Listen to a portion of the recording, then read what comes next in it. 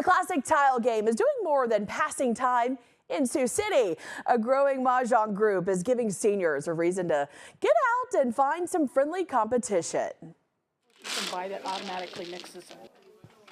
Every Thursday around 11 a.m. you can find a group coming together at the Siouxland Center for Active Generations for a game of mahjong.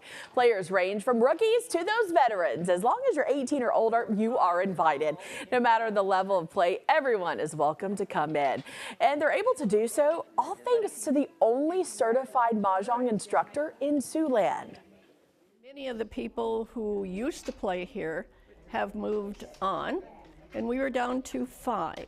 And I said, you know what, I will volunteer to teach. And our numbers, we've now had over 90 people come through here.